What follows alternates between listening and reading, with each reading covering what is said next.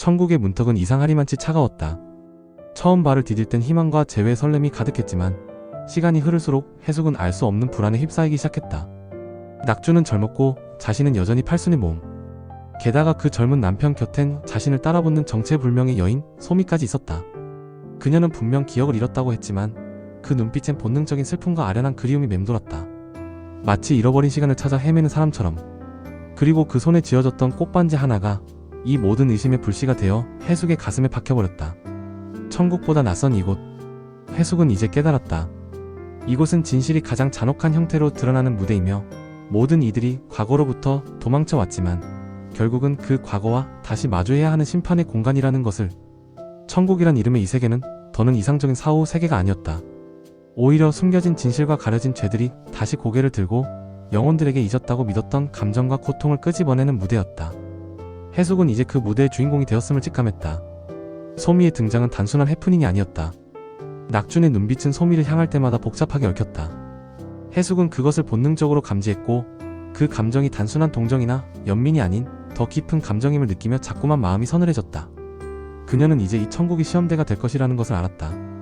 이곳에서 용서받지 못한 감정, 끝내 다 풀지 못한 오해들, 미처 전하지 못한 말들이 마지막 불씨로 피어오를 것이며 그것이 낙준과 자신, 그리고 소미의 삼각관계에서 터져나올 것을 예감했다.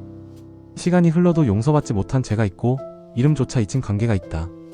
그러나 천국은 결국 진실이 발을 딛는 공간이다. 해숙은 이제 진실과 마주할 준비를 시작해야 했다. 소미는 매일 밤마다 같은 악몽을 꿨다.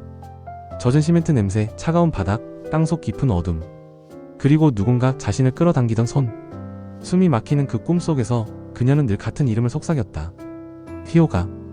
그녀는 이름조차 기억하지 못했지만 누군가 자신을 그렇게 불렀다는 기억은 남아있었다. 센터장은 그녀를 보며 조용히 말했다. 당신은 누군가의 기억에서 분리된 잔상일 수도 있고 억울하게 떠돌다 들어온 혼령일 수도 있습니다. 아니면 아직 환생 중 오류로 생긴 미완의 존재일 수도 있지요.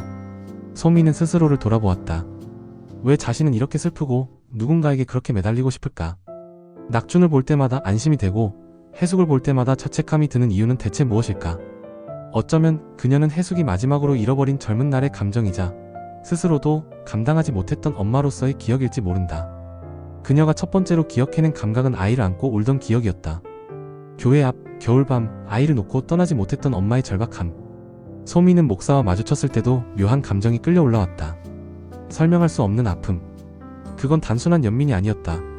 그것은 무조건적인 죄의식이었고 어쩌면 사랑이었다. 이제 소미는 자신의 감정이 어디서 비롯된 것인지 조금씩 직감하기 시작한다. 그녀가 기억을 찾는 것이 아니라 감정을 회복해가고 있다는 것. 그리고 그 감정의 기원은 전생의 죄책감일 수도 혹은 천국에 오기 직전의 억울함일 수도 있다는 점이다. 그녀는 해숙의 사념 혹은 전생의 또 다른 자아일지도 모르며 낙준이 구한 여인이면서도 낙준의 삶을 무너뜨렸던 사건의 핵심일지도 모른다. 소미의 눈물은 이제 단순한 감정의 반응이 아니었다. 그것은 과거와 현재 생과 사를 잇는 통로였다. 그녀가 느끼는 모든 감정은 누군가의 삶에서 뿌리내린 기억의 잔재였다. 이제 그 잔재들이 수면 위로 떠오르고 있었다. 천국은 평온했지만 낙준의 심장은 그 이름을 듣는 순간 다시 현실로 돌아온 듯 요동쳤다. 강정구라는 세 글자. 그 이름은 낙준의 인생을 두 동강낸 낮이자 평생 되새김질해온 지옥의 심장부였다. 그날을 떠올렸다. 아직도 내리에서 지워지지 않는 산속 수색 현장. 불길한 짐작을 안고 도착한 장소에서 낙준은 무언가를 감추려는 기색이 역력한 강정구를 보았다. 눈은 웃고 있었지만 그의 손은 증거를 흙 속에 묻고 있었고 말은 무겁게 흘러내렸다. 이런 일은 그냥 묻히는 게 좋아, 낙준아. 우리가 무덤을 파는 거지 정의를 찾는 게 아니야. 그 말을 끝으로 낙준의 삶은 무너졌다. 사건을 파헤치려는 순간 낙준은 미등록 수색작전에 휘말리며 다리에 치명적인 부상을 입었다. 병원에 실려갔을 때 그는 이미 모든 게 끝났음을 직감했다. 기자는 오지 않았고 동료들은 침묵했고 강정구는 그 뒤로 자취를 감췄다. 그리고 지금 천국의 정류장에서 우연처럼 다시 마주친 강정구. 회색 머리에 깊게 팬 주름들 속에서도 그는 변하지 않았다. 담배를 입에 물고 낙준에게 말했다. 그때 너 참 안 됐지. 근데 난 아무것도 몰라. 그렇게 믿고 살았어. 넌? 말끝을 맺기도 전에 낙준의 주먹이 날아갔다. 천국이라는 귤 따위는 지금 이 순간 잊혀진 규칙이었다. 강정구도 만만치 않았다. 비틀거리면서도 그대로 반격했다. 두 영혼의 주먹질은 천국 한복판을 뒤흔들 만큼 뜨거웠다. 그 한복판에 소미가 뛰어들었다. 그만두세요. 제발요. 소미의 눈은 떨리고 있었고 그녀의 목소리는 과거의 기억처럼 낙준의 귓가에 스며들었다. 희호가라는 이름, 자신이 수색 중 들었던 비명, 그리고 눈앞에서 무너졌던 어린 소녀의 무덤. 소미와 강정구, 그 둘 사이에 연결된 실타래가 점점 실체를 드러내고 있었다. 소미는 누구의 동생일까? 그날의 피해자였을까? 아니면 가해자였던 자의 그림자였을까? 강정구는 결국 말한다.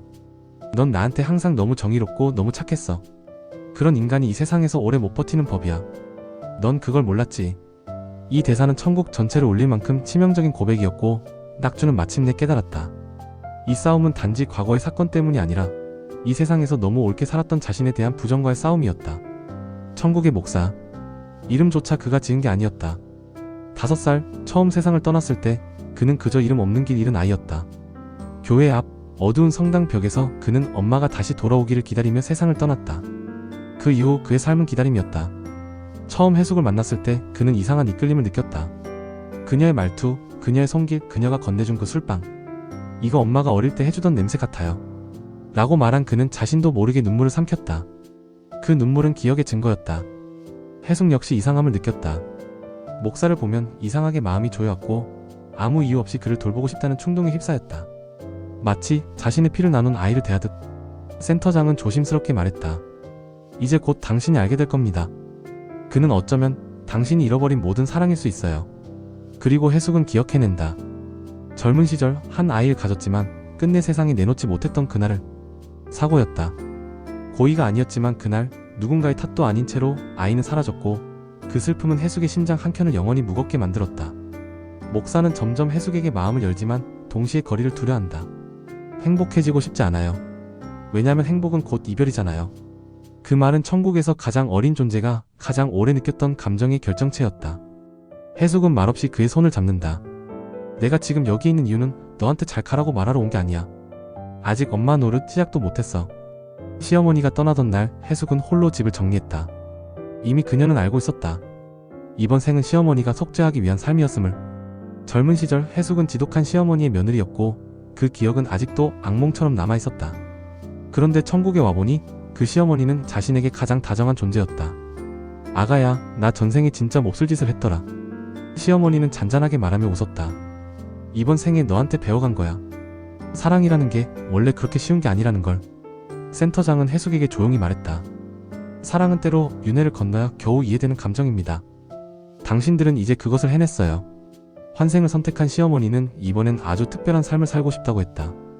아이를 낳아보는 것이 소원이라며 어릴 적 병치레만 하다가 요절한 자신의 전생도 떠올렸다. 그녀는 자신이 겪지 못한 것을 이제라도 배우고 싶었다. 나는 이제 좀 쉬어야겠어. 근데 네가 너무 잘해줘서 미안하고 고맙다. 해숙은 말없이 고개를 끄덕였다. 이번 생엔 자신이 시어머니보다 오래 살아남았다. 그리고 그렇게 서로를 떠나보내는 방법을 배웠다. 천국의 정원 한켠 오래된 매화나무 아래 영애가 앉아있었다. 손에 쥔 것은 다 헤어진 아이 장갑 한 짝. 해숙이 생전에 도시락 대신 지어주던 기억이 깃든 물건이었다. 바로 그때 지나가던 남자가 황급히 뛰어온다. 영애야. 나야. 남자의 목소리는 바람처럼 떨렸다. 영애는 그 얼굴을 보는 순간 본능적으로 뒷걸음질 쳤다. 이 남자는 자신을 때리고 버리고 해숙에게 넘겼던 생부였다. 하지만 지금의 그는 과거의 폭력적인 남자와는 달랐다. 어깨는 구부정했고 눈에는 용서를 구하는 진심이 담겨 있었다. 어떻게 천국에 왔어요? 영애의 목소리는 격앙되어 떨렸다. 남자는 고개를 숙인 채 말한다. 너 보낸 그날부터 술 끊었어. 교회도 다녔어. 매일매일 너 이름 부르면서 살았어. 널 다시 보고 싶다는 그 마음 하나로 살았어. 영애는 눈물을 흘리며 돌아선다. 하지만 발걸음이 떨어지지 않았다. 과거를 용서하는 것은 쉬운 일이 아니었다. 그녀의 천국은 그 남자와는 아무 상관없는 세계여야 했다.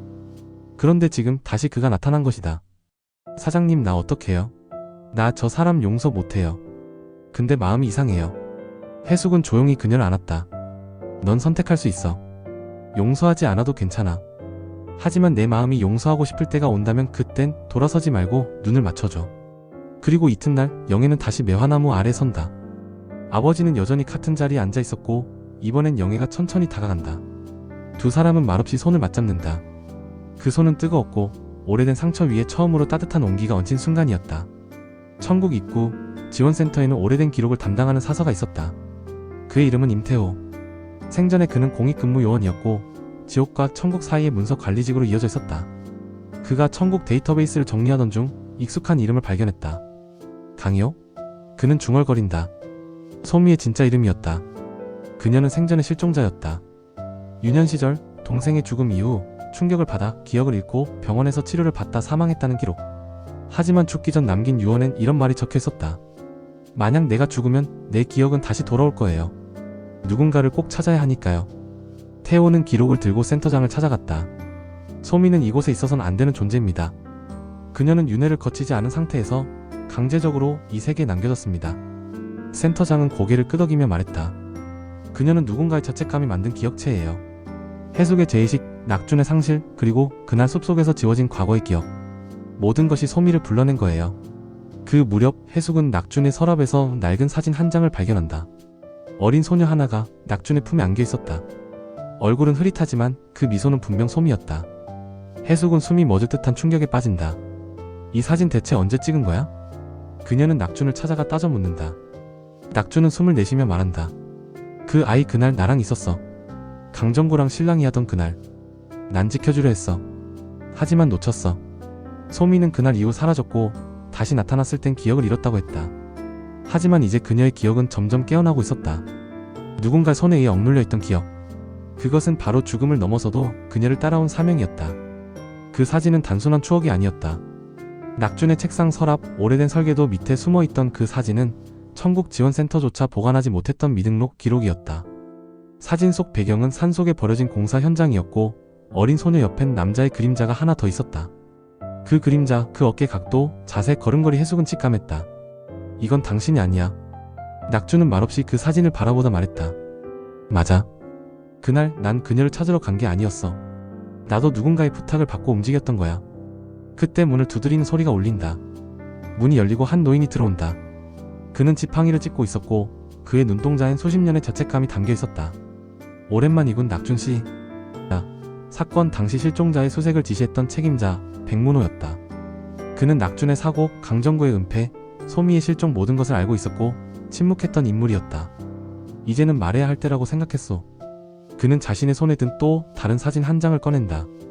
그 사진엔 젊은 낙준, 강정구, 그리고 세 번째 인물 소미의 생전 보호자로 추정되는 인물이 함께 있었다. 저 사람은 누구야? 해숙이 묻는다. 백문호는 말한다. 그 사람은 당신 남편의 동생입니다.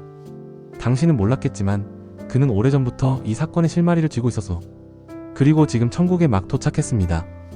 하늘을 가르던 맑은 천국의 구름이 천천히 흐려지기 시작했다. 해숙은 입을 다물지 못한 채 말한다. 그럼 이제 우리가 마주해야 할 진짜 이야기가 시작된 거네.